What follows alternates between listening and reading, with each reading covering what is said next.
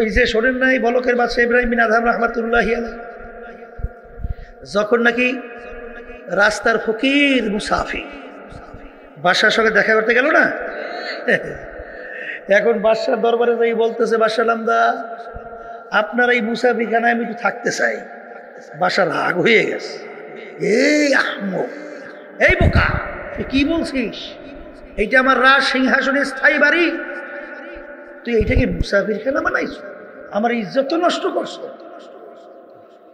এখন মুসাফির বলে, বাদশা ভুল হইলে মাফ চাই, স্থায়ী বাড়ি কাকে বলে আর মুসাফিরখানা কাকে বলে একটু পরিচয় দেবেন। এখন বাদশা পরিচয় দেয়, বাড়ির দরজায় ঘর দেখছো না? দেখছি। বলে ওইটা হলো মুসাফিরখানা। বলে হুজুর ওইটার পরিচয়? বলে রাস্তায় পথিক চলতেছে, এই রাত দিন শেষ, রাত্রি এসে গেছে, এখন রাত্রে কোথায় থাকবে? অস্থায়ীভাবে ওই মুসাফিরখানায় রাত্রি যাপন করছে, পরদিন ভোরে উঠে আবার তার গন্তব্যের দিকে চলে গেছে। এইভাবে অস্থায়ীভাবে আসে যায়, তাকে বলে কি? আচ্ছা বাদশা যদি একবার মুসাফির থাইকে চলে যায় আবার এসে থাকতে পারবে? হ্যাঁ পারবে, কিন্তু স্থায়ীভাবে না। কিভাবে? অস্থায়ী। পাইলাম মুসাফিরখানার পরিচয়। বাদশা স্থায়ী বাড়ি কাকে বলে? বলে যেখানে সব সময়ের জন্য মানুষ থাকে। তখন মুসাফির বলতেছে, বাদশা তাহলে দুনিয়া সৃষ্টির পর থেকে মনে হয় এই বাড়িতেই আপনি আছেন। তখন বাদশা বলতেছে, ওরে বোকা, এর আগে ছিল আমার আব্বা, সে কোথায়? বলে সে তো কবরে। বলে সে কি আসবে না? বলে ওরে পাগল মুসাফির, একবার যদি মানুষ দুনিয়া থেকে বিদায় নিয়ে কবরে যায় আর কোনোদিন আসে না। বলে আপনার আব্বার আগে দাদা, সে কোথায়? সেও কবরে, আসবে না? না। তাহলে বাদশা আপনি মনে হয় চিরজীবন থাকবে? বলে ওরে পাগল মুসাফির, না, কুল্লু নাফসিন যায়িকাতুল মাউত, এই মানুষ মরণশীল, আমি একদিন দুনিয়া থেকে বিদায় নিয়ে কবরে যাব। বলে আপনিও কি আর আসবেন না? বলে না, আমিও আর আসবো না। তখন মুসাফির বলে, বাদশা আপনি আমাকে বলছেন বোকা, আসলে বড় বোকা তো আপনি। ও বাদশা, মুসাফির হাম এহা সব হ্যায়, কবর আখের ঠিকানা, कोई आगे रवाना है कोई पीछे रवाना। এ বাচ্চা আপনি আমাকে বলছেন বোকা, আসলে বড় বোকা তো আপনি। আপনার বাড়ির দরজায় মুসাফিরখানা, একবার মানুষ থাইকা চইলা গেলে আবার এসে ইচ্ছা করলে থাকতে পারে, কিন্তু আপনার এই মুসাফিরখানা থেকে যদি একবার কেউ বের হয়ে যায় আর কোনো দিন আসে না। এই কথা বলার পরে বাদশার চিন্তার পরিবর্তন ঘটে গেছে। বলেন বাদশার কি ঘটছে? বলেন কিসের কিসের পরিবর্তন? চিন্তার পরিবর্তন। আমি এই বাদশাহী দিয়ে করব কি? আমি এই সম্মান দিয়ে কি করব? আমি এই সম্পদ দিয়ে কি করব? এত দেখতে না দেখতে শেষ। যখন কবরের যাত্রী হব, তিনটা সাদা কাপড় দিয়ে আমাকে প্যাঁচ দেবে, মাথার মধ্যে মাজার মধ্যে পায়ের ভিতরে বান্ধিবে, আমাকে প্যাকেট কইরা সোজা কইরা শোয়াইয়া রাখবে। তখন তো আর কিছুই থাকবে না, এই বাদশাহী দিয়ে আমি কি করব? বাদশার চিন্তার পরিবর্তন। বাদশা চলে গেছে, হক্কানি আলেমের কাছে যাওয়া লাগবে। যাওয়ার পরে এখন হুজুর তো ওই কলব সাফ করার জন্য, গায়রুল্লাহ দূর করার জন্য, বাদশাহী দূর করার জন্য এখন তো বিভিন্ন কায়দায় ঔষধ দিচ্ছে, বুঝলেন নাই? এই লাকড়ি টান, লাকড়ি বোঝা বড় বড় বাইন দিয়া বাদশার মাথায় লাকড়ির বোঝা উড়াই দেয়। এই এক জায়গায় দিয়ে আর এক জায়গায় নেই, বাদশাহী ভুল হয়, বুঝছেন? আচ্ছা, এক পর্যায়ে শুনছেন বাদশা স্ত্রী বলতেছিল বলে, মলকের বাদশা ইব্রাহিম আত্মশুদ্ধির জন্য কলব থেকে গায়রুল্লাহকে দূর করার জন্য আসছিল। এখন কলব তো শুদ্ধ হয়ে গেছে, তাই যেহেতু শুদ্ধ হয়েছে এখন তাকে বিদায় দেন না কেন? পিসে হুজুর বলতেছে, বিবি এখনো ইব্রাহিম বিন আদহাম বাদশাহী বলতে পারে না, এখনো বলে নাই। বলে বুঝবো কেমনে? এখন যে লাকড়ি বান্ধে তাকে বলছে লাকড়ির বোঝার একটু বড় করে বান্ধ নিতে যেন কষ্ট হয়, আর যেখানে নামায় সেখানে বলছে সহজে নামাবা না, একটু তাল বাহানা করবা। এই লাকড়ির বোঝা নিয়ে গেছে, ঘাম ছুটে গেছে। এরপরে ভাই আমার কষ্ট হয়েছে, একটু বোঝাটা নামাও। বলে একটু ধৈর্য ধরতে পারেন না মেয়া, কাজটা শেষ করিয়ে লই। ওদিকে তো ঘাম ছুটে গেছে। বলে কিরে ভাই? বলে আর একটু ধৈর্য ধরেন, কাম শেষ করিয়ে লই। এখন ধৈর্যের বাদ ভেঙে গেছে।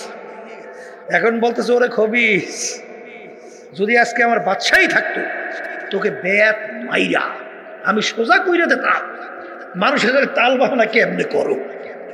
তখন হুজুর ডাক দিয়ে বলে, দেখো এখন ইব্রাহিম বাদশাহী বলতে পারে না, কথা ঠিক কিনা?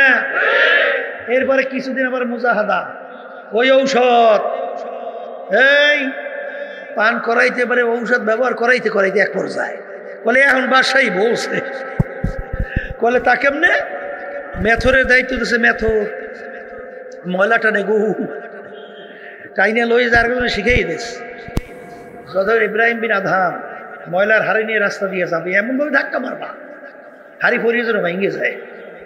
তার ঠিকই কায়দা মতো ধাক্কা দিস, হাড়িও ভাইঙ্গা, এখন ময়লা ভাইঙ্গে শুনিয়া নিজের শরীরও, এবং যে ধাক্কা দিচ্ছে তার শরীর জামা কাপড় কি নষ্ট। দোষ কার? যে ধাক্কা দেয় সে না? উল্টা ইব্রাহিম বিন আদহাম রহমাতুল্লাহি আলাইহি তার পাও জড়াইয়া ধরে কান্দে আর বলে, ভাই আপনি আমাকে মাফ কইরা দেন, আপনার কাপড় চোপড় নষ্ট হয়ে গেছে, ময়লার হাড়ি নিয়ে উচিত ছিল আমার রাস্তার নিচ দিয়ে যাওয়া, আমি রাস্তা দিয়ে কেন চললাম? এখন পাও জড়াইয়া ধরে কান্দে। বাসাই বলছে, এখন কি সম্পদ পাইছে? এই সমুদ্র নদীর পাশে বসে ছেঁড়া খাতা ছিলে, বুঝলেন?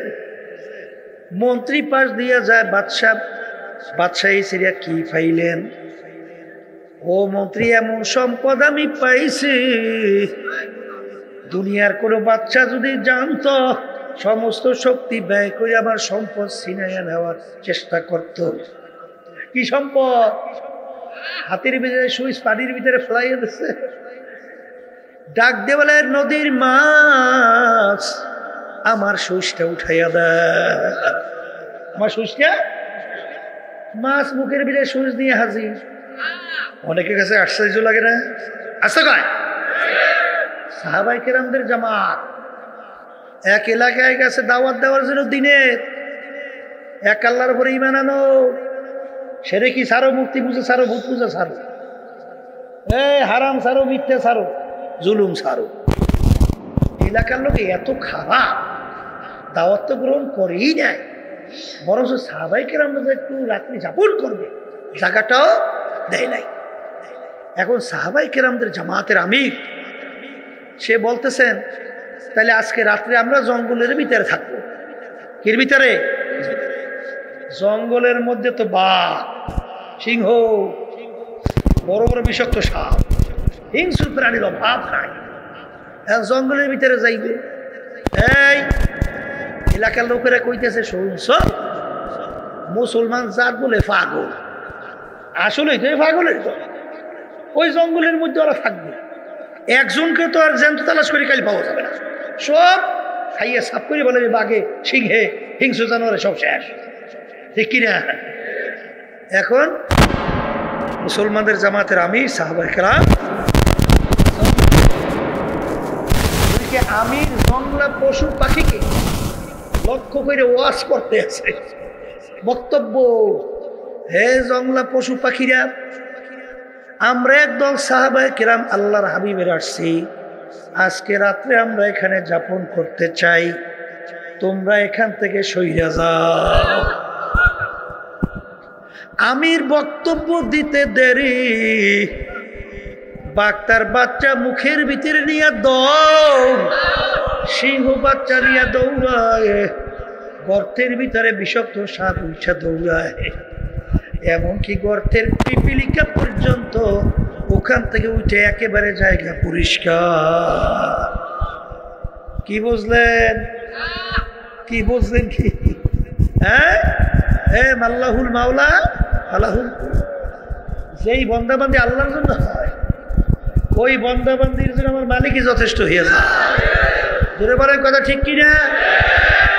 তাইলে জিকিরের মাধ্যমে ঈমান কি হয়? নির্ভেজাল হয়, মজবুত হয়। কথা ঠিক কিনা? হ্যাঁ, শোনেন, এই জন্যই বারবার এই লা ইলাহা ইল্লাল্লাহর জিকির বেশি করতে হয়, হাঁটতে, চলতে, বইতে, শুইতে। যদি এটা করতে পারেন, হাদিসের ভিতরে আসছে মান ক্বালা লা ইলাহা ইল্লাল্লাহ ফাদাখালাল জান্নাহ, বেহেশতের ভিতরে ঢুকে যাবে। সবাই আলহামদুলিল্লাহ। অন্য হাদিসের ভিতরে আছে হাক্কান, যে লা ইলাহা ইল্লাল্লাহ হক আদায় করবে এবং লা ইলাহা ইল্লাল্লাহ পড়বে, সে বেহেশতের ভিতরে ঢুকবে। কথা ঠিক কিনা? এক হাদিসের ভিতরে আসলে রাসূল সাল্লাল্লাহু আলাইহি ওয়াসাল্লাম বলছেন, যার শেষ হবে কালিমা ফাদাখালাল জান্নাহ, সে বেহেশতের ভিতরে ঢুকে যাবে। এখন আমার ভাইদেরকে বলি, শোনেন, হাজার হাজার লক্ষ লক্ষ প্রমাণ, যারা আল্লাহর জিকির বেশি করে ঠিক মৌতের পূর্ব মুহূর্তে তাদের জবান থেকে আল্লাহর নাম বের হইতে থাকে। এই ঘটনা আমাদের বহু জানা আছে, একটা দুইটা না, হাজার হাজার। কিন্তু যাদের ভিতরে আল্লাহর জিকির নাই, আলেম হইতে পারে, পীর হইতে পারে, মুফতি হইতে পারে, মুহাদ্দিস হইতে পারে, শাইখুল হাদিস হইতে পারে, আদিব হইতে পারে, মুফাসসির হইতে পারে, ও অনেক কপালে দাগ পড়তে পারে, কিন্তু মৌতের পূর্ব মুহূর্তে ওই কালিমা নসিব অনেকাংশই হইতে চায় না। কারণ কুল্লু ইনাইয়া তারাশাহু বিমা ফিহি, যেই ভান্ডের ভিতরে যা থাকবে কাজ করলে তাই তো পড়বে। কথা বলে না? কথা ঠিক না? ঠিক। এই জন্য ইমানকে মজবুত করার জন্যে আল্লাহর জিকির করা দরকার আছে না নাই? আর একটু আস্তে কর। আছে আছে। এখন নেকামল করা লাগবে না? নেকামলের ভিতরে কি নামাজ পড়া, রোজা রাখা, কথা বলা, পর্দা করা, ধনী হলে হজ যাকাত আদায় করা, হারাম থেকে বাঁচা, সুন্নাত তরিকায় চলা। যাদের ভিতরে আল্লাহর জিকির নাই, এদের ভিতরে হারাম থেকে বাঁচাও বড় কঠিন। কথা ঠিক না? যাদের ভিতরে আমার মাওলার জিকির নাই, এদের নামাজের দিকে তাকাইয়া দেখবেন, এদের নামাজ হলো শুকনা নামাজ। কি নামাজ? হাদিসের ভিতরে অনেক মুসল্লি নামাজ পড়ে, কিন্তু এই মুসল্লির জন্যই জাহান্নাম। আল্লাহ রাব্বুল আলামিন বলেন কোরআনুল কারীমের মধ্যে, ফাওয়াইলুল লিল মুসাল্লিন, নামাজি ওর জন্য জাহান্নাম। কে বলছে? আবার জোরে বলেন। তাহলে বুঝা গেল নামাজ পড়লেই হবে না। আস্তে কর। হাদিসের ভিতরে আল্লাহ রাসূল সাল্লাল্লাহু আলাইহি ওয়াসাল্লাম বলেন, লা সালাতা ইল্লা বিহুজুরিল কলব, যেই নামাজের ভিতরে হুজুরি কলব থাকবে না, ওই নামাজটাই হবে না। নামাজ যদি না হয় আপনার নেকামল হবে? আস্তে কর। হবে? হবে না? আচ্ছা, তাইলে হইল। তাইলে এখন একটু পরীক্ষা করে দেখেন, যাদের ভিতরে জিকির আছে তাদের নামাজের ভিতরে খুশু আছে? আস্তে কর নাই? এই জন্য আল্লাহ রাব্বুল আলামিন নামাজের আগে কোরআনুল কারীমে আল্লাহ কি বলছেন? এ আমার বান্দা বান্দীরা, ওয়া যাকারা ইসমা রাব্বিহি ফাসাল্লা, আগে তোমরা আমার নামের জিকির করো, এরপরে নামাজ আদায় করো। কথা ঠিক না? ঠিক। আগে কি করা লাগবে? কিসের জিকির? আল্লাহর নামের জিকির। বলেন আল্লাহর নাম কি? বলেন আল্লাহ আল্লাহ আল্লাহ আল্লাহ আল্লাহ আল্লাহ আল্লাহ আল্লাহ আল্লাহ আল্লাহ। এই জিকির যখন করেন তখন কি খেয়াল? আমি আল্লাহকে ডাকতেছি, আল্লাহ আমার ডাকে জবাব দিতে আছে। কত টাকা? উদউনি আস্তাজিব লাকুম, হে আমার বান্দা বান্দি তুমি আমাকে ডাকো, আমি তোমার ডাকে সাড়া দেব। কি বলছেন? আচ্ছা, জিকির করছেন, জিকির করিয়ে ওই আল্লাহর বান্দা বান্দি যখন নামাজে দাঁড় হয় তখন নামাজের ভিতরে কোন খেয়াল? আবার একটু কোন কার খেয়াল? ওই দেখেন, আমি বলিনি, আপনারাই কিন্তু বলতেছেন। নামাজের ভিতরে কার খেয়াল থাকা লাগবে? হ্যাঁ, ওই শোনেন না ঘটনা? ওই এক আল্লাহর বান্দা শোনেন নাই? প্রতি এশারের নামাজে তাকবীরে তাহরিমা সহ অর্থাৎ তাকবীরে উলা সহ জামাতে নামাজ পড়ে প্রথম রাকাতেই, প্রথম কাতারি, ঠিক কিনা? তাকবীরে উলা সহকারে নামাজ পড়ে। একদিন তাকবীরে উলা পায় নাই, এমন আল্লাহর বান্দা নামাজে পড়ে এমন কান্না শুরু করছে, মানে কাইন দেব না, শেষ হয়ে যায়। এখন অন্য অন্য মুসল্লিরা বোঝে, ভাই আপনি তো প্রত্যেক দিনই তাকবীরে উলা শহরেই নামাজ পড়ে, আজকে একটু পান নাই, তাই যে আফসোস আপনি করছেন, আল্লাহ আপনাকে বরকত রহমত সব আরো বাড়াই দেবে, আপনি অস্থির হইয়েন না। তখন সেই ব্যক্তি বলতেছে, ভাই আমি তো সব পাওয়ার জন্য কান্দি না। তারপরে কান্দেন কেন? বলে, আমি সারাদিন দোকানদারি করছি। সারাদিন কি করি? দোকানদারি করি। দোকানদারি করার পরে আমি যখন ইশারের নামাজ আইসা তাকবীরে উলা সহকারে নামাজ দাঁড় হই, ওই 4 রাকাত নামাজের মধ্যেই আমার সারাদিনের হিসাব মিলানো হইয়া যায়। বুঝেন নাই? কারণ নামাজের ভিতরে নিরিবিলি সময় কেউ ডিস্টার্ব করে না, ওই সময় হিসাব মিলায়, হিসাব মিলেই 4 রাকাতের হিসাব শেষ মিলছে। আজকে যখন আমি তাকবীরে উলা পাই নাই, আজকে আমার হিসাবটা আমি মিলাইতে পারি নাই, এই আফসোসে আমি কান্দি। নাউজুবিল্লাহ, নাউজুবিল্লাহ। অনেকে তো নামাজ পড়ে ঠিক, কিন্তু নামাজের দেল ঠিক নাই। আজকে কয়, এই দেল ঠিক করার জন্য আমার মালিকের জিকির বেশি বেশি করা লাগবে। কথা ঠিক কিনা? পাগলামি মনে করিয়েন না। আমার কথা না, কোনো পীরের কথা না, কোনো চরমনাইয়ের কথা না, আল্লাহর কথা, আল্লাহর রসুলের কথা। জোরে বলেন কথা ঠিক? আমি কোরআন কারীমে আয়াত শুনাই নেই, ওয়াযাকারা ইসমা রাব্বি ফাসাল্লা, আয়াত শুনাই নেই যে তোমরা আমার নামের জিকির করো, এরপরে নামাজ আদায় করো। তা আল্লাহর নামের জিকির করা লাগে না? আস্তে কর, লাগে লাগে লাগে। তাহলে আল্লাহর জিকির বেশি করলে ওই নামাজের মধ্যে খেয়াল আসে কার? যখন বান্দা বান্দি নামাজের ভিতরে দাঁড় হয় তখন তার খেয়াল আসে আমার মাওলা আমার দিকে চাইয়া আছে। যখন আপনি ওস্তাদের সামনে দাঁড় হন তখন আপনি আদব সহকারে দাঁড় হন না, গলার টান সিনা টান করিয়া। আর একটু আস্তে কর। বাপমার সামনে যখন দাঁড় হন আস্তে কর। মুরব্বীর সামনে যখন দাঁড় হয়, কথা ঠিক? যেইটাই বুক টান করে গলা টান করে দাঁড় হয় ওটা বেয়াদব নাকি? আর বেয়াদব মাহরুমে গাছ তাজ ফজলের, নাকি বেয়াদব হয় আল্লাহর রহমত থেকে বঞ্চিত হয়। কি আমি ভুল বলছি না ঠিক বলছি?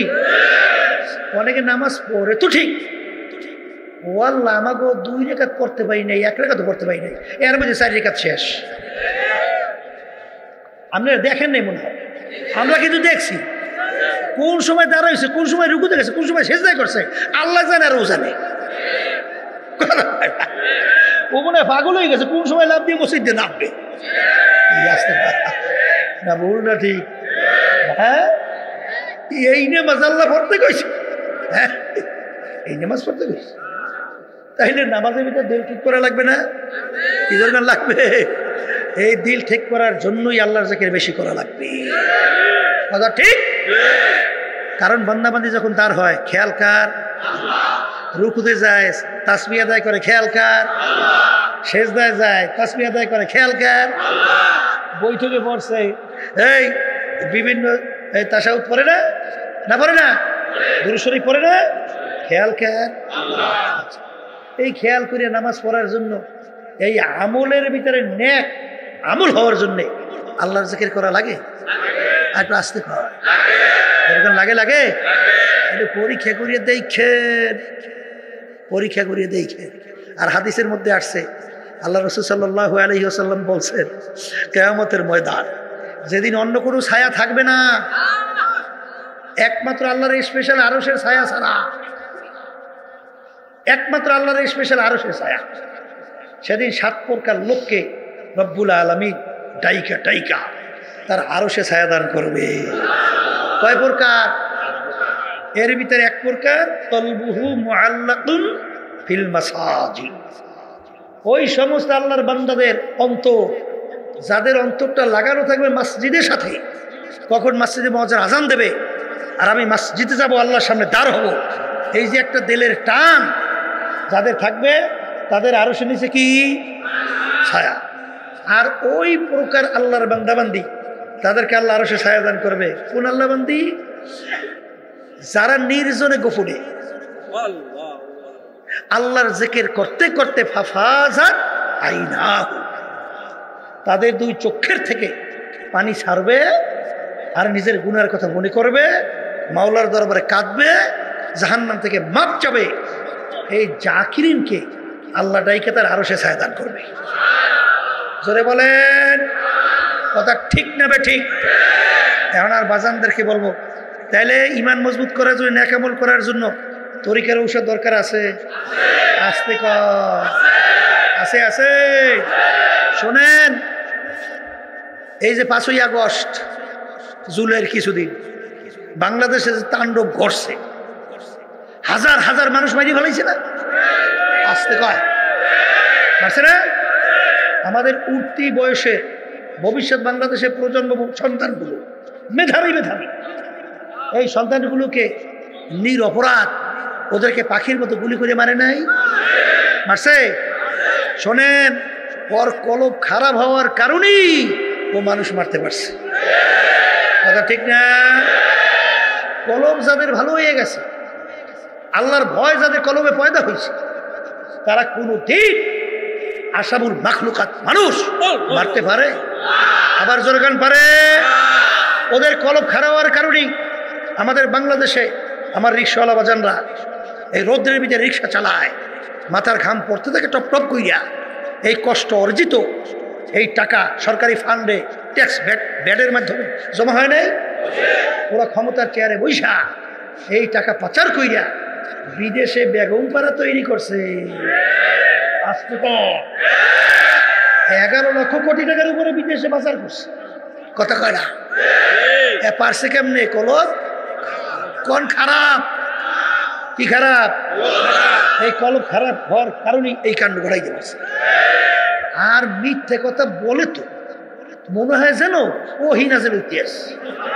নাউযুবিল্লাহ মিন যালিক। এইরকম মিথ্যে কথা মানুষ কয়, এ জীবনে শুনিও না, দেখিও নাই। আমি ভুল কইছি? আমাদের বরিশালে একটা কথা আছে, কাশীপুরের সাক্ষী। কি পুরিয়া? কাশীপুরের সাক্ষীর একটা ইতিহাস শুনছি, কথা বুঝছেন?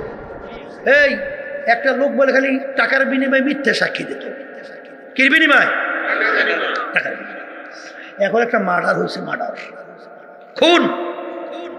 এখন ঘরে তো সাক্ষী মানছে, বুঝলেন? কাশীপুর বলে বাড়ি।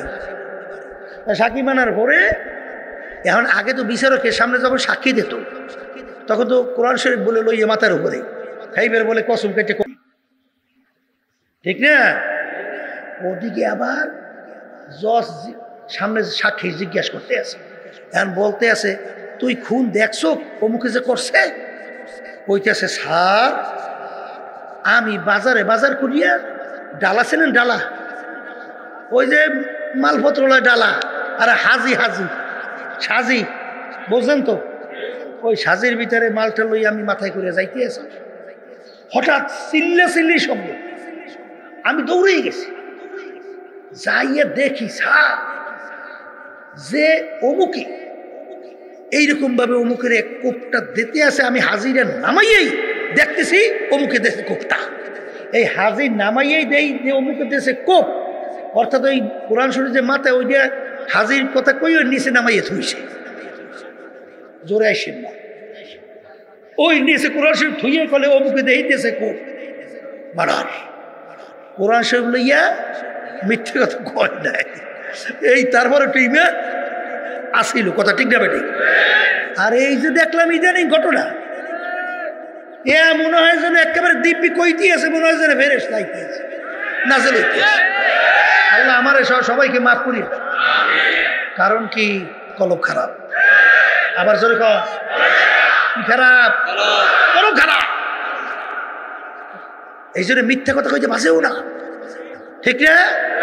আর সবচেয়ে বড় কবিরা গুণের ভিতরে একটা হইল মিথ্যা সাক্ষী, কথা ঠিক? এই জন্য আমার বাজানদেরকে বলবো, এই রোগ থেকে বাঁচার জন্য কলব ভালো করার জন্যে এই তরিকার ঔষধ লাগে। আমি আসতে বসে, আপনারও দিয়ে আসতে আমার বাজানরা আছে খালি হুজুর গোয়া শুনে কান সুখ করিয়ে ঘরে যাই না, একটা ডেবু ভাই ফজরের নামাজে তার কাছে জোরে বলে কথা, ঠিক না ঠিক? ওরে ওয়াজ শুনিয়া, ওয়াজ শুনিয়া খুব মজা পাইছে। ওই যে শোনেন না এই ঘটনা, এই শিক্ষার জন্য দাদা নাতি বয়ান হতে গেছে না, দাদার নাতি এখন হুজুর বয়ান শুনে নাতির বয়ানে ধরছে, মানে তাসির হয়েছে।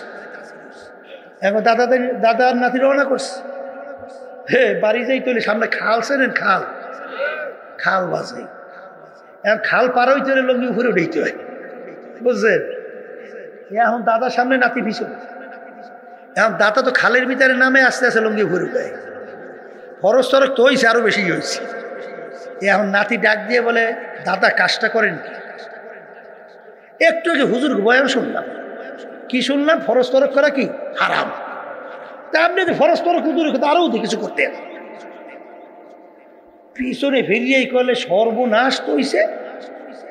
নতুন ওয়াজ শুনুন না তো, কি ওয়াজ শুনুন না নতুন, আয় হুজুর গোয়া শুনতে দাঁড়ি ভাই কি গেছে, হুজুর গোয়াজ কোনোদিন খালের এপারে আনি নেই, জোরে আসবেন না। আর আজকে তুই নতুন ওয়াজ শুই না, তুই খালের এপারে বয়ান আনবি, আয় আয় আয় আয়, এরকম এক শ্রেণী আছে না নাই? হ্যাঁ, ওয়াজ শুনে আমলের নিয়ে শুনতে হইবে না, কি জোরে বলে কথা, ঠিক কি রে? কলো ভালো না করে কবরে গেলে মাপ পাওয়ার আশা আছে। আমার মালিক কি বলে, ইল্লা মান আতাল্লাহ বিকলবিন সালিম, পরিষ্কার পরিচ্ছন্ন সুস্থ ভালো কলব ছাড়া আমার পবিত্র জায়গা বেহেশতের মধ্যে হবে না। জোরে বলেন কথা, ঠিক না বেঠিক? হে কবরের যাত্রীরা, হে পর্দার আড়ালের মা বোনেরা, বাজান উলামায়ে কেরাম বয়ানের পরে অনেক সময় দেখবেন বলে, ওমা আলাইনা ইল্লাল বালাগ। এ কবরের যাত্রীরা, আমাদের দায়িত্ব কর্তব্য তোমাদের কাছে পৌঁছানো, মানো বা না মানো এটা বুঝবা আমার মালিকের সঙ্গে। জোরে বলেন কথা, ঠিক না ভাই ঠিক? হে আল্লাহর বান্দারা, পর্দার মা বোনেরা, ইমানকে মজবুত করা লাগবে, ইমানকে নির্ভেজাল করা লাগবে। আমার আব্বাজান রহমাতুল্লাহ আলাইহি বলতেন, বাজন কারো ইমান 10 টাকা, কারো 100, কারো 1000, কারো লক্ষ, কারো কোটি। আর এক শ্রেণী আল্লাহর বান্দাবান্দি দুনিয়ার ভিতরে সব যদি তাদের পায়ের উপরে ফেলাই দেওয়া হয়, আল্লাহর ফজল করবে, তাদের ইমান বিক্রি হবে না। কিন্তু বাজান বড় কষ্টের ব্যাপার, হাদিসের মধ্যে আসে আল্লাহ রাসূল সাল্লাল্লাহু আলাইহি ওয়াসাল্লাম বলছে, শেষ জামানার মধ্যে ঈমানদারদের ঈমানের উপরে মজবুত থাকে এত কষ্ট হবে, জ্বলতে একটা আগুনের আংটা হাতের মুঠার ভিতরে রাখতে যত কষ্ট, তার চেয়েও বেশি কষ্ট হবে ঈমানদারদের ঈমানের উপরে মজবুত থাকা। কিন্তু যত কষ্ট হোক না কেন, এক শ্রেণীর আল্লাহর বান্দা বান্দি আমার উম্মতেরা থাকবে, যত বিপদ মুসিবত আসুক, যত তাদের টাকার অফার দেও, ক্ষমতার অফার দেয়, যত বিভিন্ন লোভনীয় কিছু তাদেরকে অফার করা হোক, যত সম্মানিত তাদেরকে দেখাক না কেন, আল্লাহর ফজল ও করমে তাদের ঈমান বিক্রি হবে না। এই আল্লাহর বান্দারা, আমাকে আল্লাহ মাফ করুক, আমাদের সবাইকে মাফ করুক। আমিনু কামা আমানান নাস। ঈমান আনার সাহাবায়ে কেরাম যেভাবে ঈমান আনছিল, বাজার আপনারা জানেন, সাহাবায়ে কেরামদের জামাত বাদশা দাওয়াত করছিল, বাদশার মেহমান, বাদশা মেহমান। সেই দেশের ভিতরে একটা নিয়ম ছিল, খাওয়ার পরে প্লেট পরিষ্কার করে খাওয়া। এটা অত্যন্ত একটা ঘৃণিত কাজ ছিল। এলাকায় এক একটা ঘৃণিত কাজ আছে না? এই তাদের দেশের ভিতরে প্লেট পরিষ্কার করে খাওয়া এটা একটা ঘৃণিত কাজ। আর ইসলামের ভিতরে ওইটা কি? কন হ্যাঁ, ওই সাহাবায়ে কেরামদের জামাত তারা কি প্লেট পরিষ্কার করে খায় কি খায় না? কিন্তু বাদশা তাদের দেশের নিয়ম প্লেট পরিষ্কার করে না খাওয়া। এখন বাদশার মেহমান যদি তারাই ঘৃণিত কাজটা করে, বাদশা সমাজে লোকদের কাছে মুখ দেখাতে পারবে না যে বাদশাও ছোট লোক, দাওয়া উদ্দেশ্য নাউজুবিল্লাহ একদল ছোট লোক। কথা বলে না কেন? কথা ঠিক না বে ঠিক? এই এখন বাদশা অনুরোধ করে, আমার ভাইরা, হে আমার মুসলমান ভাইরা, হে আল্লাহর হাবিবের সাহাবায়ে কেরাম, আমাদের দেশের মধ্যে সবচেয়ে ঘৃণিত কাজ হলো খাওয়ার পরে প্লেট পরিষ্কার করে চাইটা খাওয়া। আর আপনারা তো সুন্নাত হিসাবে এইটা খান, আপনারা প্লেট পরিষ্কার কইরা খান। আজকে বাদশার মেহমান আপনারা, আমার সম্মান রক্ষার জন্য আজকে আমার অনুরোধ, আজকে আপনারা এই কাজটা করবেন না, তাইলে কিন্তু আমি সমাজের ভিতরে মুখ দেখাতে পারবো না। তাদের ঈমান কেমন মজবুত ছিল! সাহাবায়ে কিরামদের জামাত তারা ডাক দিয়ে বলে, বাদশা রে, তুমি ভালো কইরা যাই না রাখো, আজকে আমরা বাদশার মেহমান হব, এই জন্য আল্লাহর হাবিবের একটা সুন্নাত ছেড়ে দেব, ভালো কইরা জানে রাখো, আমাদের জীবন যাইতে পারে, আল্লাহর হাবিবের একটা সুন্নাত আমরা ছাড়তে পারবো না। এই হলো তাদের ঈমান। আর আল্লাহ মাফ করুক, বর্তমানে আমাদের জামানার ভিতরে এক শ্রেণী অনেক সময় প্রধানমন্ত্রীর সঙ্গে দেখা করার পরে গর্ব করে, এই আমরা আর কি চাই, এখন আমরা ইচ্ছা করলে প্রধানমন্ত্রীর সঙ্গে দেখা করতে পারি। প্রধানমন্ত্রী মহিলা, তার সঙ্গে দেখা দিলে সব আমল নামায় বস্তা বইয়া জমা।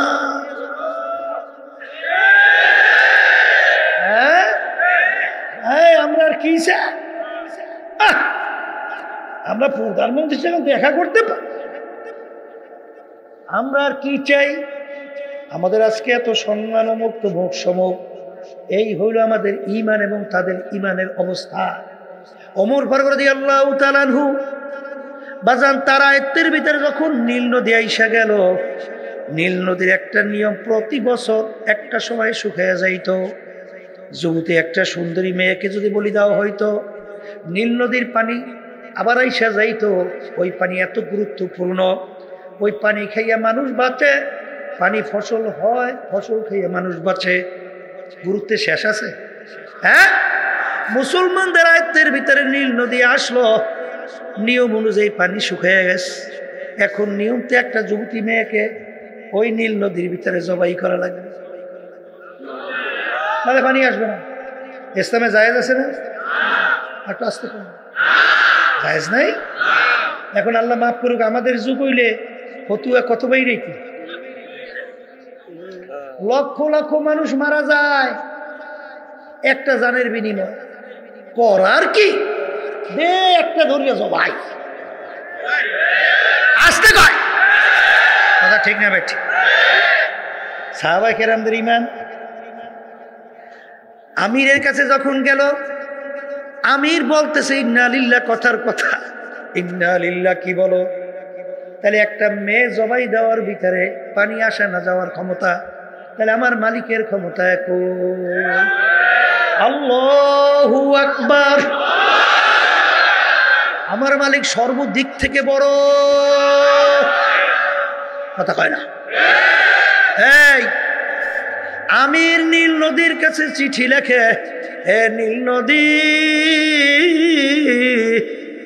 তুমি যদি আল্লাহর হুকুমে জারি হও তাইলে তুমি জারি হইয়া যাও, আর যদি আল্লাহর হুকুমে জারি না হও তোমাদের পানি আমাদের লাগবে না। এই চিঠি নিয়ে নীল নদীর ভিতরে ফেলাও। ঈমান কি জিনিস? হ্যাঁ, চিঠি নিয়ে নীল নদীর ভিতরে ফেলাইল, ফালালের সঙ্গে সঙ্গে পানি এসে নীল নদী টইটুম্ব মাঝি হয়, আসতে কয় এই ভালো লোকগুলো সব খারাপ হয়ে যায়।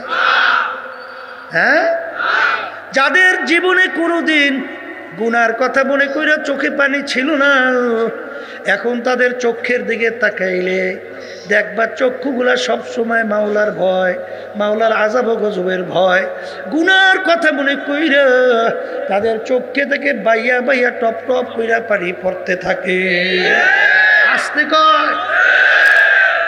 তারপরে আমরা কাজ করি মাঠে ময়দানে, ভুল থাকতে পারে না? আসতে কয় পারে না?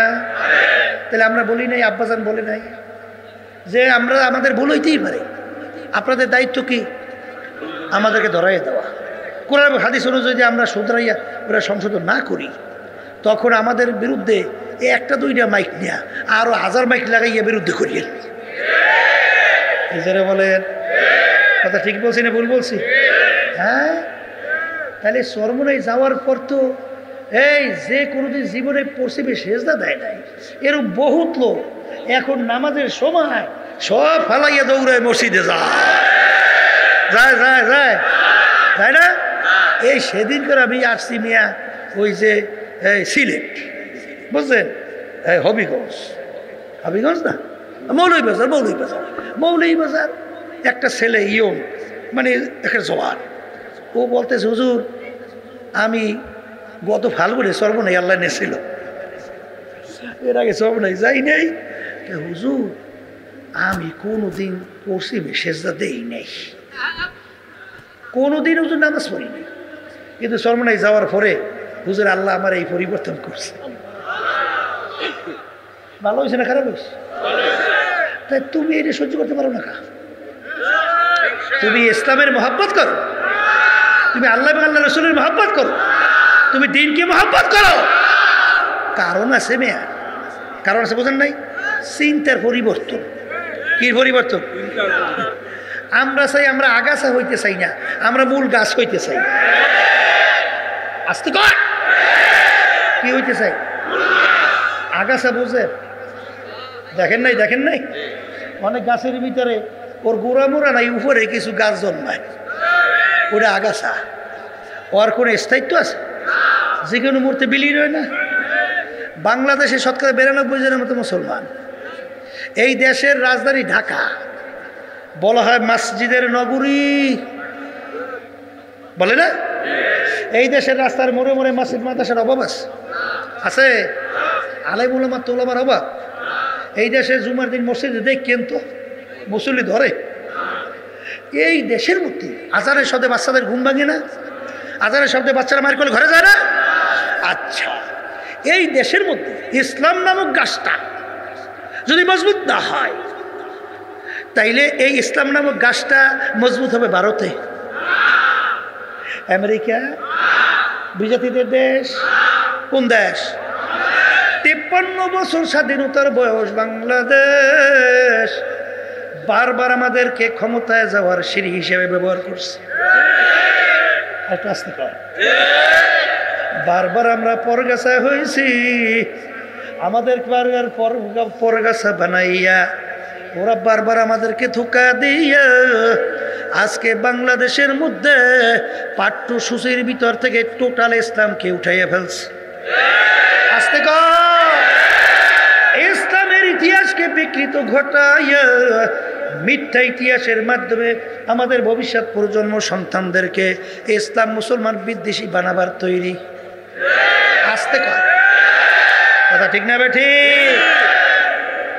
ইসলাম নামক গাছটা মজবুত হয়েছে, আরেকটু আসতে কর। কিন্তু এই দেশে কি মজবুত হওয়ার সুযোগ নাই? নাই নাই নাই নাই নাই।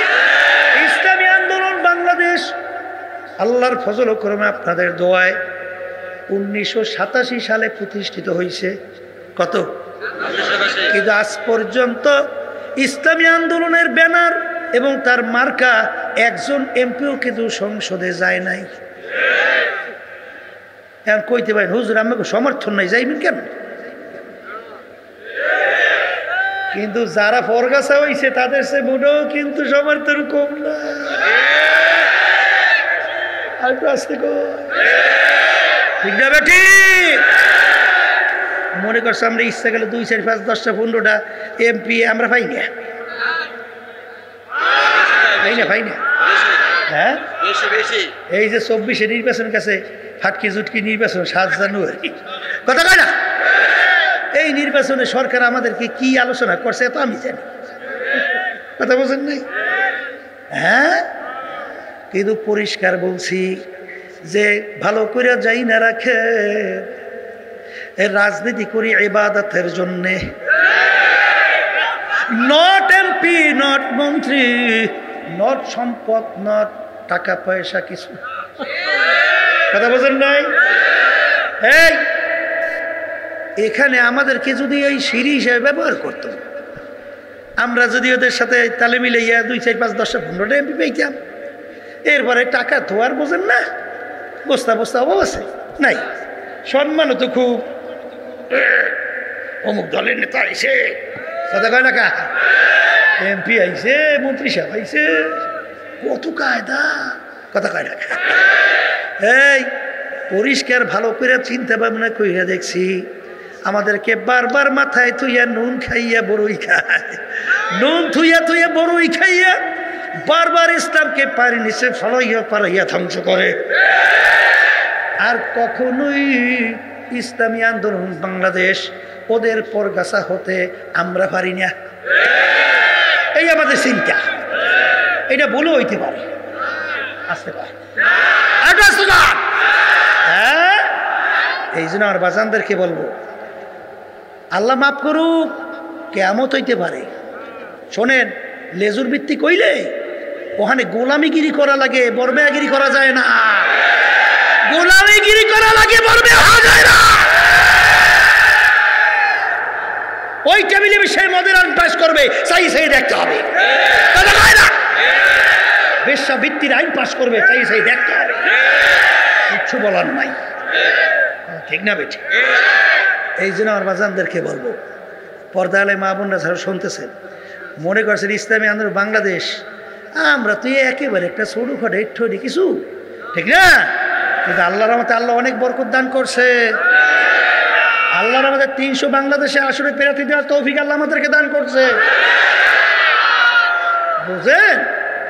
বাংলাদেশের ভিতরে আল্লাহর রহমতে আপনাদের দোয়ায় ইসলামের বিরুদ্ধে, দেশের বিরুদ্ধে, মানবতার বিরুদ্ধে যখন কোনো ষড়যন্ত্র হয়, আল্লাহর রহমতে যখন এই অন্যায় প্রতিবাদ, যখন হকের ন্যায়ের পক্ষে আওয়াজ দিয়ে যখন রাজপথে নামি, আল্লাহর রহমতে আর কিছু হোকবে না, ওই শয়তানদের কলিজের ভিতরে আগুন ডরে ভয় পেত, আর কিছু হোকবে না, ঠিক না? অনেক খবর তো জানি। এই যখন নাকি ঘটনা, ওই যে মনে নাই, ওই যে বাংলাদেশে নাম ছিল না, ওই যে শাহবাগে তৈরি হয়েছিল এক গ্রুপ, মনে আছে? কি জানি গ্রুপটার নাম? গণজাগরণ হয়েছিল না? স্বর্গ নাই কি আছে, সব বড় বড় অফিসার না, বুঝছে, যাই আমার সাথে আলোচনা করে, হুজুর আপনারা যদি রাস্তায় নামেন দেশের অবস্থা হইবে কি? আমি বলতেছি তাড়াতাড়ি কাজ একটা করেন, তাইলে তাড়াতাড়ি অগ 2-1 অ্যারেস্ট করেন। ওই 2-1 অ্যারেস্ট না করলে আমরা কিন্তু নামতে আছি, কোনো খালে করবো, কোনো খাতে করবো, ও নামবই না, কথা ঠিক না? ঠিক। এরপরে আলহামদুলিল্লাহ ওখান দিয়ে অর্ডার করছে, 2-1 অ্যারেস্ট কিন্তু হয়ে গেছে, টপ টপ টপ টপ করিয়া। এই যে ছাত্ররা নামছে কি বৈষম্য বিরোধী আন্দোলন না, এবং কি কইছে? কইছিল এই কোটা সংস্কার, ওদের দাবিটা কি ন্যায্য না অন্যায্য ছিল? এই ন্যায্য দাবি নিয়ে যখন নামছে, ওরে গুলি পাখির মতো, পিঁপড়ার মতো মানুষ মারে। আমরা তো রাজনীতি করি, আমার মাথায় খালি ঘুরতে আসছে যে আল্লাহ কি অবস্থা হইবে। আমাদের ওই যে সায়েদাবাদ আমরা একটা হসপিটাল করছি না, আল কারিম জেনারেল হসপিটাল, ওই হসপিটালে মিটিং করতে আসি, আমার মাথার মধ্যে দেশের অবস্থা করতে আসি। আমি মহাসচিবকে বললাম তাড়াতাড়ি একটা জরুরি মিটিং ডাকেন। আমার কথা বলেন যে পিছিয়ে বুঝে আসতেছে মজলিস আমিলার মিটিং ডাকছে, তাড়াহুড়া করিয়ে আসছে সবাই।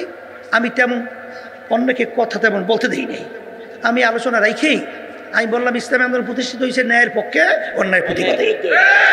না এখানে কি হবে তা জানি না, আল্লাহ যত আমাদের শক্তি দান করছেন, এই অবস্থায় ন্যায়ের পক্ষে নামতে হবে, অন্যায়ের প্রতিবাদ করতে হবে।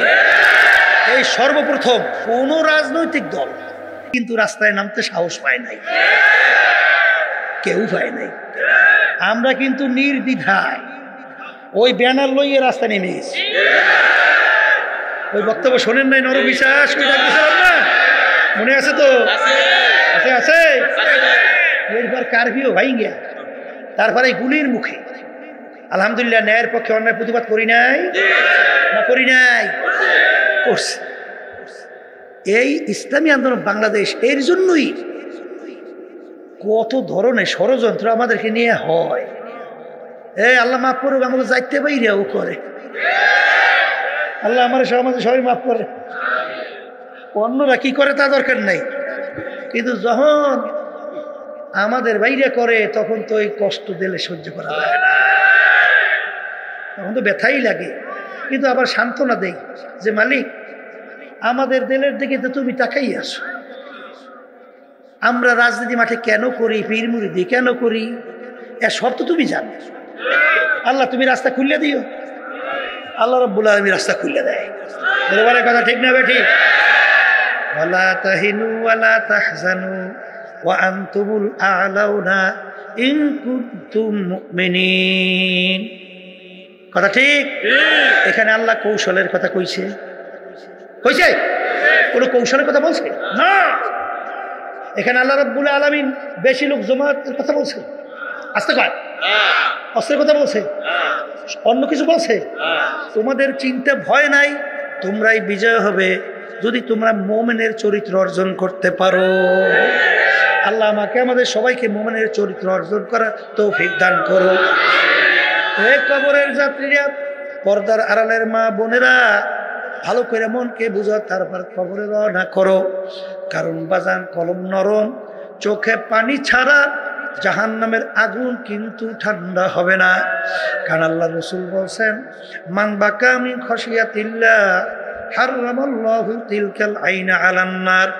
যেই চক্ষু মাওলার ভয় কাঁদবে, ওর জন্য জাহান্নামের আগুন হারাম। জোরে বলেন কথা ঠিক না বেঠিক? আল্লাহ রাসূল সাল্লাল্লাহু আলাইহি ওয়াসাল্লাম অনেক সময় এমন ভাবে কাঁদতেন, হাদিসের ভিতরে আছে কান্নাহু তল্লুল, মনে হয় হালকা বৃষ্টি পড়তেছে। সাহাবায়ে কেরাম কিভাবে কাঁদতেন?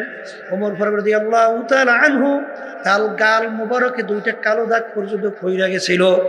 আমার বাজানদেরকে বলবো, পর্দা আলে মা বোনদেরকে বলবো, আমার আব্বাজান রাহমাতুল্লাহ আলাইহি বলতেন, যেই মামলার তদবির নাই ওই মামলারও কিন্তু খালাস নাই। এই জন্য আল্লাহর ওলিদের ইতিহাস পড়লে দেখবেন, সাহাবায়ে কেরামদের ইতিহাস পড়লে দেখবেন, তাদের দুনিয়ার কোনো মূল্যই ছিল না। সব সময় চিন্তা ছিল কিভাবে আমার মাওলাকে রাজি খুশি করা যায়, কোন কাজে আমার মাওলা বেজার, সেই পথে এক পাও জীবন গেলেও দিত না। আর যেই মাওলা পথে আমার মালিক খুশি, হুঁশ থাকতে জীবন থাকতে সেই পথ ছাড়ে নাই। জোরে বলেন কথা ঠিক কিনা? আর এই মন তৈরি করার জন্যই এই তরিকা শোনেন, হক্কানি তরিকা আল্লাহর খাস বান্দারা, আপনাদের আমাদেরকে আল্লাহর সঙ্গে সম্পর্ক তৈরি করার জন্যই আপনার আমার জন্য ঔষধের ব্যবস্থা করে গেছেন। আমি বাজানদেরকে বলে পর্দারে মা বোনদেরকে বলবো, এই ঔষধ পরীক্ষা করিয়া দেখো। আমার দাদাজান বলতেন, পরিবর্তন না আসলে গালি দিও। বাজান এলেম শেখা এক জিনিস, কিন্তু বাজান এলেম অনুযায়ী ভিতরে তার অবস্থান তৈরি হওয়া কিন্তু আলাদা জিনিস। বাজান আমার মালিক বলেন, ইন্নামা ইয়াখশাল্লাহা মিন ইবাদিহিল উলামা। আলেম বল হয় তাকে যার ভিতরে আমার ভয় পয়দা হবে। আলেম হইতে পারে, শাইখুল হাদিস হইতে পারে, মুফতি মুহাদ্দিস হইতে পারে, পীর হইতে পারে, যদি তার ভিতরে আল্লাহর ভয় পয়দা না হয়, সে শুধু জানছে ইবলিস শয়তান কিন্তু অনেক জানেন না পণ্ডিত ছিল। জোরে বলেন কথা ঠিক না বেঠিক? ওর কিন্তু কোনো মূল্য নাই, চিরতরে জাহান্নামের হুকুম। আলেম বলা হইবে তাকে যার ভিতরে আমার মাওলার ভয় পয়দা হবে। আমার মালিক বলে, ইন্না আকরামাকুম ইনদাল্লাহি আতকাকুম। আমার কাছে সবচেয়ে সম্মানিত ওই আমার বান্দা বান্দি যাদের ভিতরে আমার ভয় পয়দা হবে। আর বাজান মাওলার জিকিরের মাধ্যমে, কোরআনুল কারীম তেলাওয়াতের মাধ্যমে, বাজান মৌতের মুরাকাবা বেশি বেশি করার মাধ্যমে আমার মালিকের ভয় ভিতরে পয়দা হয়। বাজান আল্লাহর খাস বান্দাদের সংস্পর্শে গেলে আল্লাহর ভয় পয়দা হয়। বাজানদেরকে বলবো, আলেম ওলামারা হলো রুহানি ডাক্তার, কোরআন এবং হাদিসের নিয়ম। তোমাকে আমাকে রাখাল হিসাবে তোমাদেরকে বলে যে আল্লাহর বান্দারা, পর্দা আলেম মা বোনেরা, দুনিয়া চাকচিক্যময়। কারণ জিবরাইল আলাইহিস সালাতু ওয়াস সালাম জাহান্নামের চতুর্পাশ আমার মালিক দেখাইল, বেহেশতের চতুর্পাশ দেখাইল। বেহেশতের ভিতর, জাহান্নামের ভিতর। জিবরাইল আলাইহিস সালাতু ওয়াস সালামকে জিজ্ঞাসা করে মালিক, ও জিবরাইল, বেহেশত কেমন দেখলা? ভিতর বাহির পাশ কেমন দেখলা? বাহির জাহান্নাম কেমন দেখলা? মালিক, তুমি বেহেশত এমন সাজাইছো, তোমার বান্দা বান্দি কখনোই যদি শোনে জীবন থাকতে এই বেহেশতে না আসিয়া ছাড়বে না। জাহান্নামের আযাব যেভাবে আগুন তৈরি করছো, যত জীবন থাকতে হুঁশ থাকতে জাহান্নামে যাবে না। কিন্তু বেহেশতের চতুর্পাশে কাটা তারার বেড়া, আর জাহান্নামের চতুর্পাশে ফুলের বাগান। এ আমার মালিক, তোমার বান্দাবাদী যখন বেহেশতে ঢুকতে যাবে, যদি কাটার গুতা, তখন তোমার বান্দাবাদী ফিরে যায় কিনা আমার ভয় করে। আমার মালিক, বাজান বেহেশতের চতুর্পাশে কিসের কাঠের তারার বেড়া। বাজান ফজরের সময় মুয়াজ্জিন শীতের দিন যখন মাসজিদে আযান দেয়, সালাতু খায়রুম মিনান নাওম, ঘুম হইতে নামাজ ভালো। কত আরামের ঘুম, লেপ কম্বল ফালাইয়া ঠান্ডা পানিতে অনেক সময় উজু কইরা মসজিদে যাইয়া দাঁড়ানো কষ্ট লাগে কি লাগে না? বাজান ওই কাটার গুতা লাগিয়ে গেছে, বেড়া পার হয়ে গেছো। আরে রোজা রাখা গরমে কত কষ্ট, তুমি রোজা রাখছো, আল্লাহর হুকুম পালন করছো, বেড়া পার হয়ে গেলা। বর্তমানে পর্দা করা তো অনেক বড় কষ্ট, কারণ বর্তমানে পর্দা তো বলতে গেলে অনেকের মধ্যেই নাই। কিন্তু বাজান পর্দা কিন্তু আল্লাহর হুকুম ফরজ। জোরে বলো কথা ঠিক না বেঠিক? আরে তুমি কষ্ট করে আল্লাহর হুকুম মানছো, কাটার গুতা লাগছে, বেড়া পার হয়ে চইলা গেলা। বাজান বড় বড় অফিসার, আল্লাহু আকবার, আমার মালিকের ভয়, জাহান্নামের ভয়, ঘুষ খায় না, সুদ খায় না, জাহান্নামের কথা মনে কইরা হারামের দিকে যায় না, জনগণের সম্পদ মারে না, চাঁদাবাজি করে না, টেন্ডারবাজি করে না।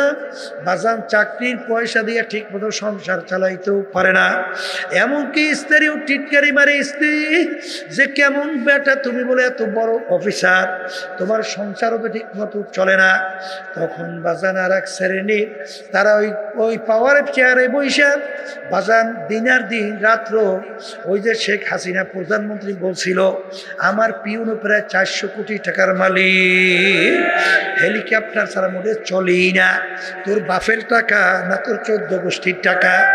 আমাদের বাংলাদেশের প্রতিটা 18 কোটি মানুষের জনগণের কামাই করা টাকা। ঠিক না বা ঠিক? দিনের দিন রাত্রে আঙ্গুল ফুইলা কলা গাছ হওয়া যায়। আঙ্গুল খুলে বটগাছ হওয়া যায়, বাজারে আরামের কোনো শেষ নাই।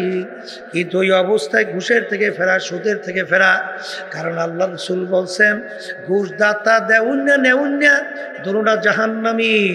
আর সুদের 70টার মতো গুনাহ, এর ভিতরে ছোট্ট গুনাহ নাউজুবিল্লাহ ঘৃণা জমাবার জন্যে, মায়ের সঙ্গে অপকর্মের চেয়েও ঘৃণিত নাউজুবিল্লাহ। এত বড় ভয়াবহ এই সুদের গুনাহ, আল্লাহকে যে ভয় করে সে কোনোদিন সুদের কাছেও যাবে না। জোরে কাও আজান। ওই কাটার গুতা লাগছে, বেড়া পার হইয়া গেছে। যুবক যুবতীরা, মেয়েরা ছেলেদের সঙ্গে আড্ডা মারতে কত মজা, যুবক ছেলে মেয়েদের সঙ্গে আড্ডা মারতে কত মজা। বাজান রে, এর থেকে ফিরে থাকা বড় কষ্ট। আল্লাহু আকবার। কাটার গুতা লাগছে, বেড়া পার হয়ে গেছে। এরকম বেড়া পার হইতে হইতে যখন আমার মাওলার হুকুম হবে হায়াতের বেড়া শেষ হইয়া যাবে, আমার মালিক ডাক দিয়া বলবে, ও ফেরেশতারা আজরাইল, আমার বন্দাবান্দি বড় কষ্ট করে বেহেশত কামাই করছে, বেহেশত না দেখাইয়া মৌত করবা না। আমার মালিকের হুকুমে বেহেশতের দরজা টাস টাস করে খুইলা যাবে। বাজান, হুরেরা জওয়াহেরের মালা নিয়ে অভ্যর্থনা জানাবে, আলান সাহালান, আসেন আসেন। কোন জায়গা থেকে যে রু বের হয়ে যাবে টেরও করতে পারবে না। আর যারা নাকি এই দুনিয়ার মজায় পাইয়া জাহান্নামের চতুর্পাশে ফুলের বাগান, এত মনোরম, যেই বাগানে ঢুকলে কোনোদিন বের হইতে মনে চায় না। এই মেয়েরা ছেলেদের সঙ্গে আড্ডা, গান বাজা, ব্যয়পনা, অশ্লীলতা, চিত্ত বিনোদন, মজার কোনো শেষ নাই। সরকারি দল ক্ষমতার সঙ্গে জড়াইয়া আরে কত সম্মান, কত পাওয়া, কত সম্পদের কোনো অভাব নাই। ফুল বাগানে ফুল তুলে বেড়া পার হইতেছে, এক পর্যায়ে যখন বেড়া হায়াতের শেষ, আমার মালিক বলবে জাহান্নাম না দেখাইয়া মৌত কইরো না। ওই নাফরমান স্বপ্নের মতো দেখবে জাহান্নামের দরজাগুলো টাস টাস কইরা খুইলে গেছে, জাহান্নামের আগুন দাউ দাউ কইরা জ্বলে, জাহান্নামের সাপ বিছগুলো গোড়াইয়া গোড়াইয়া তাকাইয়া আছে। এই অবস্থায় যেই কাজে সালাতু ওয়া সালাম আনবে, তার মাথা আসমানে, পাও তার জমিনে, এক হাত মাস থেকে এক হাত মাগরিবে, দুনিয়া জোড়া তার শরীর, নীল রঙের দিঘির মতো দুইটা চক্ষু। বাজারে এই অবস্থা থেকে রুহ তো আর বের হবে না। 360টা মাকামের ভিতরে পালাপালি করবে। আমার মা ভাই আলাইহিসসালাম বলবেন, ওরে খবিস, দুনিয়ার ভিতরে তোকে স্বাধীনতা দান করছিলাম, ধরাকে সরা জ্ঞান মনে করো নাই, আমার নেয়ামত ভোগ কইরা আমার হুকুম মানো নাই। এখন তো হুকুম হয়ে গেছে, আমার মালিকের হুকুম মানো নাই, আমার মালিকের হুকুম তোকে ধইরা নেওয়ার জন্যে। এই কথা বলে যখন রুটাকে খপ কইরা ধরবে, ধইরা যখন টান মারবে, কলিজার রগগুলা সেইরা সেইরা নিয়ে চলে যাবে। বাজান, দুনিয়ার অবস্থা শেষ হইয়া গেল, এই বেড়া পার হইয়া গেল, যাইয়া জাহান্নামের ভিতরে পইরা গেল। এই জন্য আমার বাজানদেরকে বলবো, 3 দিন মাহফিল শেষ দিন, আমি আপনাদের জন্য দোয়া করি, আমিও দোয়া চাই, মালিক যেন আমাদের ইমানকে মজবুত কইরা, নেয়া কাবুল কইরা, মালিকের পাগল হইয়া তারপরে যেন দুনিয়ার থেকে বিপদের দুনিয়া থেকে বিদায় নিয়ে কবরে যাইতে পারি। দলাদলি কবরে চলবে না। যদি কেউ পরিচয় দেয় আমি চলবো না, মুরিদ পরিচয় চলবে না। আমাদের উদ্দেশ্য যেখানে গেলে ইমান মজবুত হবে, নেক আমল করা যাবে, সেই জায়গায় যেই মাওলার পাগল হইয়া দুনিয়ার থেকে বিদায় নিয়ে কবরে যাওয়ার তৌফিক আমার মালিক আমাদেরকে দান করুক। আল্লাহুম্মা আমিন। এই ঘরের মধ্যে কম বেশি মাখলুকাত সৃষ্টি করছে, মশা মাছি তাও তো একটা তার সৃষ্টি, কথা ঠিক না? তাই যেহেতু যে যে জিনিস তৈরি করে যত ছোট হোক তার কাছে কিন্তু ওইটা একটা মূল্য আছে, কথা ঠিক কিনা? এইটা হইল দুনিয়ার এবং আখেরাতের অবস্থা সম্পর্কে আল্লাহ রাসূল সাল্লাল্লাহু আলাইহি ওয়াসাল্লাম বলছেন। এখন আমার ভাইদেরকে বলবো, পর্দাওয়ালায় মা বোনরা যারা শুনতেছে, আলহামদুলিল্লাহ প্রতি বছরই প্রায় 3 দিন ব্যাপী সর্বনিম্ন নমুনে মাহফিল হইতেছে, আল্লাহ কবুল করলে হবে, ঠিক না? এখানে কিন্তু দুনিয়ার ভিতরে আপনি অনেক কিছু লাভবান হবেন, ধনী হবেন, ব্যবসায় আপনি উন্নতি লাভ করবেন, কেস কামারি তদবিরে আপনি পরিত্রাণ পাবেন, আরো আওরার দুনিয়ার যে চিন্তা, এই জন্যই মাহফিল প্রতিষ্ঠিত করা হয় নাই। কথা ঠিক না ভাই? ঠিক। এই মাহফিল প্রতিষ্ঠা করার মূল উদ্দেশ্য হলো আশরাফুল মাখলুকাত মানুষ, তার যে সৃষ্টিকর্তা, এই সৃষ্টিকর্তার সাথে সম্পর্ক তৈরি করার জন্যই মাহফিলের ব্যবস্থা। কথা ঠিক না? এখানে আমরা যারা আসছি সমস্ত কাজকর্ম ফলাই আসছি না? কথা বলেন, একটা উদ্দেশ্য আছে না? উদ্দেশ্যটা কি?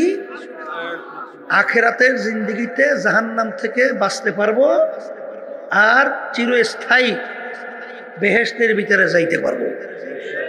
কথা ঠিক কিনা? আচ্ছা, এখন বেহেশতে যারা যেতে চান, জাহান্নাম থেকে বাঁচতে চান, তাদের দুইটা কাজ করা লাগবে। কয়টা কাজ? বলেন বলেন। এক নম্বর কাজ হলো ঈমান আনতে হবে। বলেন কি? আর একটা হলো নেক আমল করতে হবে। বলেন, মুখস্থ করেন। একটা হলো ঈমান, আর একটা কি? এখন ঈমান কাকে বলে? সংক্ষেপ, ঈমান একটা আরবি শব্দ, বাংলা অর্থ বিশ্বাস। বিশ্বাস আবার 23 জিনিসের সমন্বয়। মুখে স্বীকার করা আল্লাহ কয়জন? একজন। বলছি একজন, মুখে বলছি না? অন্তরে আল্লাহ কয়জন? কাজে মুখ, অন্তর, কাজ যখন এক হবে, একে বলা হবে কি? ঈমানদার। একে বলা হবে কি? ঈমানদার। শোনেন, ঈমানের ভিতরে কোনো ভেজাল থাকতে পারবে না। ঈমানের ভিতরে আল্লাহ রাসূল সাল্লাল্লাহু আলাইহি ওয়াসাল্লাম বলেন, আখলিস দীনাকা ইয়াকফিকা আমালুল কলিল।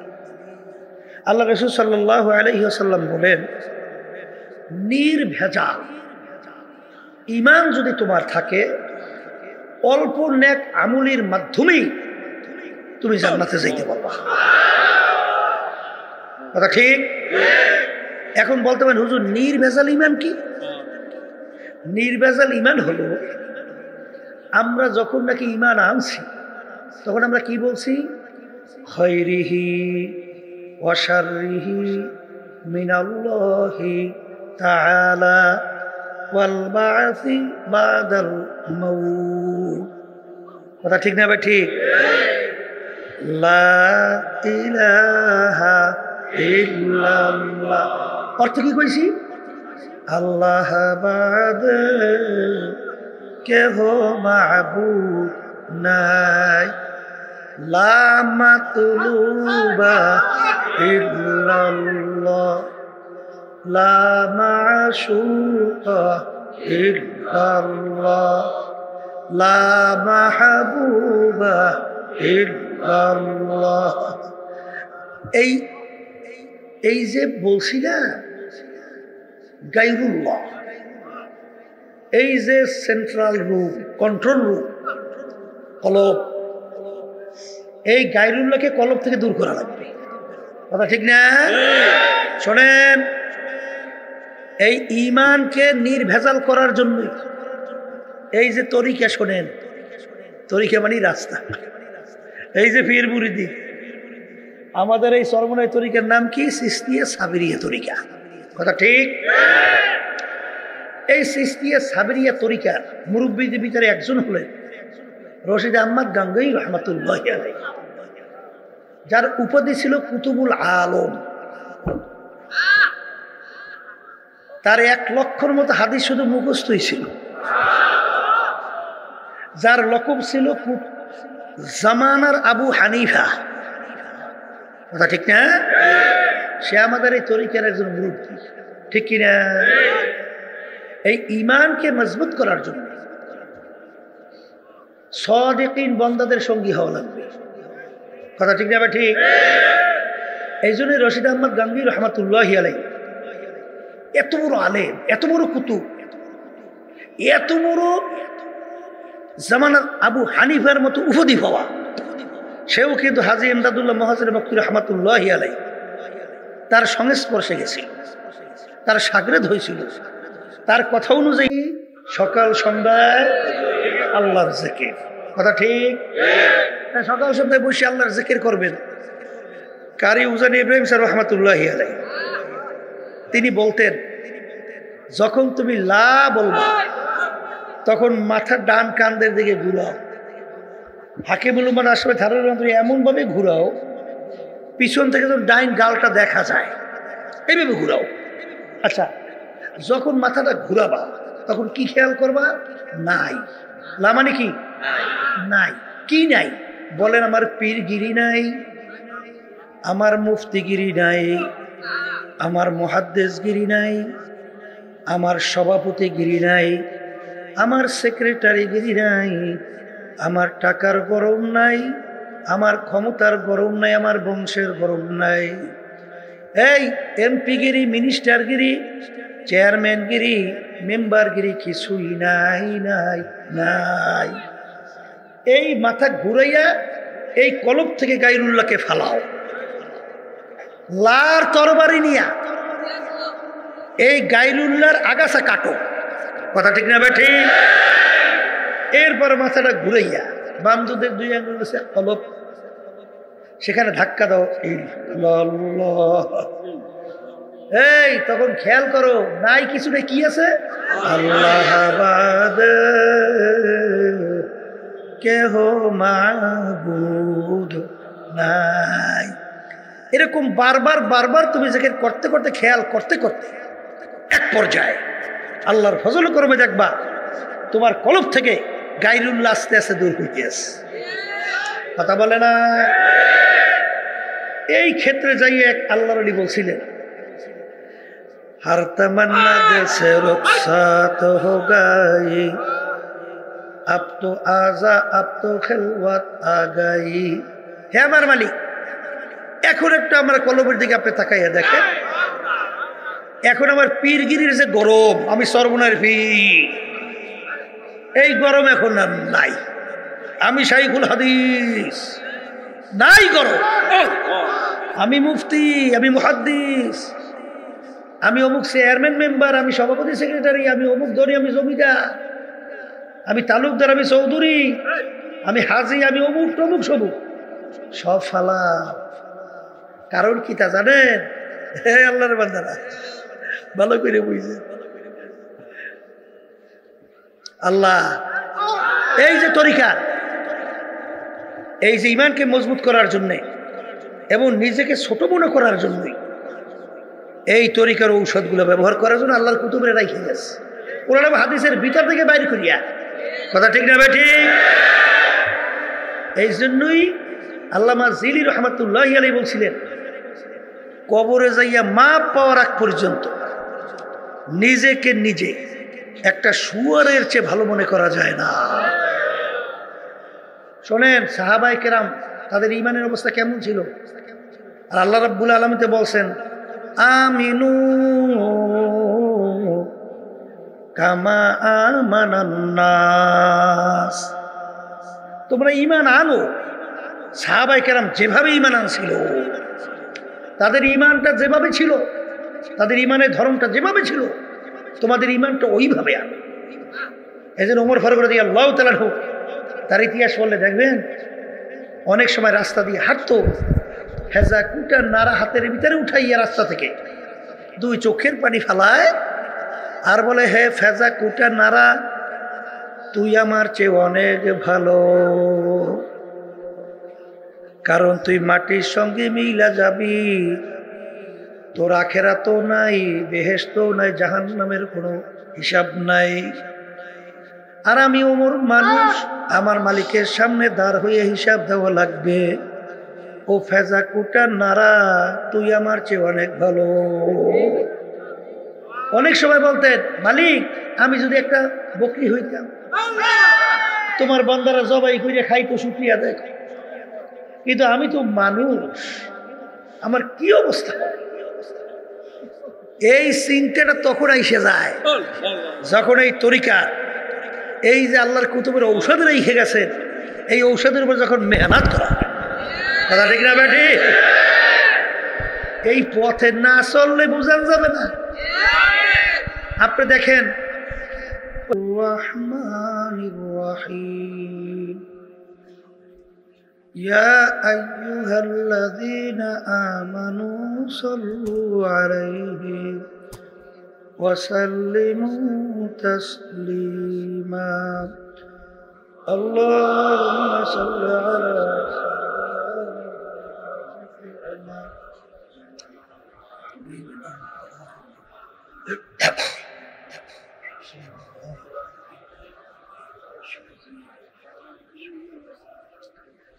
اللهم صل على سيدنا ونبينا شفيعنا وحبيبنا ومولانا محمد صلى الله عليه وعلى آله وأصحابه وبارك وسلم. اللهم صل على سيدنا ونبينا شفيعنا وحبيبنا ومولانا محمد صلى الله عليه وعلى آله وأصحابه وبارك وسلم. أعوذ بالله من الشيطان الرجيم. بسم الله الرحمن الرحيم. إن الذين آمنوا وعملوا الصالحات كانت لهم جنات الفردوس نزلا. صدق الله العلي العظيم. শুকরিয়া আদায় করতেছি মহান রব্বুল আলামিনের দরবারে। রব্বুল আলামিন ফিতনা ফাসাদের যুগে 3 দিন ব্যাপী গোলাটাক ঐতিহ্যবাহী এই মাহফিলের শেষ দিন, আজকে শেষ বৈঠক। কারো জন্য জীবনের শেষ বৈঠক এইটাই হতে পারে। নিঃশ্বাসের বিশ্বাস নাই, সেকেন্ডের কোনো ভরসা নাই। গত বছর অনেকে ছিল, অনেকে আজকে আমাদের মাঝে নাই, কোনোদিন আসবে না। আর দুনিয়া মাজরাতুল আখিরা, এই দুনিয়াটাই হলো আখিরাতের সম্বল সম্পদ কামাই করার জায়গা। মামলা 2 প্রকার, একটা হলো দুনিয়ার মামলা, আর একটা হলো আখিরাতের মামলা। দুনিয়ার মামলা যদি কেউ ঠগে, আবার ওই মামলার ভিতরে বিভিন্ন আপিল বা চেষ্টা করলে জিতবার আশা আছে। ম্যাজিস্ট্রেট কোর্টে কেউ ঠই গেলে আবার জজ কোর্টে আপিল করে জিতবার আশা আছে। হাইকোর্টে ঠকলে সুপ্রিম কোর্ট সিঙ্গেল বেঞ্চ, সেখানে ঠকলে সুপ্রিম কোর্ট ফুল বেঞ্চ, সেখানে ঠকলে প্রেসিডেন্ট কোর্ট, সেখানে ঠকলে আন্তর্জাতিক কোর্ট। আর আখিরাতের মামলায় যদি খোদা না কাছে একবার কেউ ঠই গিয়ে বসে, আর দ্বিতীয়বার আপিলের কোনো সুযোগ নাই। দুনিয়া এবং আখিরাতের ব্যাপারে আল্লাহ রাসূল সাল্লাল্লাহু আলাইহি ওয়াসাল্লাম বুঝাতে যাইয়া বলছিলেন, আলী, তুমি মৃত্যুকে কত দূরে মনে করো। আলী রাদিয়াল্লাহু তাআলা বলছেন, আল্লাহ রাসূল সাল্লাল্লাহু আলাইহি ওয়াসাল্লাম, আমি যখন নামাজ পড়ার জন্য ওযু করতে যাই, তখন আমি খেয়াল করি আমার জীবনের শেষ ওযু এইটাই হতে পারে। সামনে রক্তের নামাজের জন্য ওযু করার সুযোগ আর নাও পেতে পারি। আল্লাহ রাসূল সাল্লাল্লাহু আলাইহি ওয়াসাল্লাম বলছিলেন, আলী, তুমি ভুল করছো। এক নামাজ থেকে অন্য নামাজ আসতে মাঝখানে অনেক সময় ব্যবধান, কিন্তু মৃত্যুতে এত দূরে না। তুমি যখন নামাজের ভিতরে ডান দিকে সালাম ফিরাও, তখন তুমি খেয়াল করো বাম দিকে সালাম ফিরাতে পারি কিনা। এই হলো দুনিয়া। বলেন, এই হলো দুনিয়া। আর আখিরাতের জিন্দেগি আল্লাহ রাসূল সাল্লাল্লাহু আলাইহি ওয়াসাল্লাম বুঝাতে যাইয়া বলছেন তামাম দুনিয়া যদি একটা গোডাউন বানাও, পশ্চিম থেকে পূর্ব, উত্তর থেকে দক্ষিণ, জমিন থেকে আসমান, জমিন থেকে আসমানের দূরত্বের কোনো শেষ আছে? আমরা যে সূর্য দেখতেছি, বৈজ্ঞানিকরা আবিষ্কার করার পরে বলে এই সূর্য নাকি দুনিয়ার থেকে 9,30,00,000 মাইল দূরে আছে। এরপরে তারকা, তারপরে তারকা, তারপরে তারকা, তারপরে তারকা, এত দূরে তারকা আছে যেই তারকা সৃষ্টির পর থেকে শুরু করে তার আলো জমিনের দিকে দৌড়ে আসতেছে। এখন পর্যন্ত নাকি তার আলো জমিনে এসে পৌঁছে নাই। আলোর গতি প্রতি সেকেন্ডে 1,86,000 মাইল বেগে দৌড়ায়। তাহলে সেই তারকা কত দূরে? শেষ আছে কোনো? এই পুরো জায়গা যদি সরিষা দিয়ে ভইরা রাখো, আর একটা পাখিকে যদি বলা হয় কবুতর পাখি, একটা সরিষার দানা খাবা, আবার 500 বছর পরে আর একটা সরিষার দানা খাবা, এরকম 500 বছর পর পর একটা সরিষা খাইতে খাইতে তামাম দুনিয়াময় গোডাউনের সরিষা একদিন না একদিন শেষ হবেই হবে। কিন্তু আল্লাহ রসুল সাল্লাল্লাহু আলাইহি ওয়াসাল্লাম বলেন আখিরাতের জিন্দেগি শুরু হবে আর কোনোদিন শেষ না। আসলে যারা ঈমানদার, যারা মুসলমান, তাদের কাছে দুনিয়ার তেমন কোনো মূল্যই ছিল না। তাদের সবসময় চিন্তা ছিল আখিরাতের জিন্দেগি নিয়ে। কথা ঠিক না? দুনিয়ার গুরুত্বের ব্যাপার আল্লাহ রাসূল সাল্লাল্লাহু আলাইহি ওয়াসাল্লাম বলেন আর দুনিয়া জিফাতুন ওয়া তালিবুহা কিলাব। দুনিয়াটা হলো একটা মরগের মতো। মরগ, মরগের কি মূল্য আছে?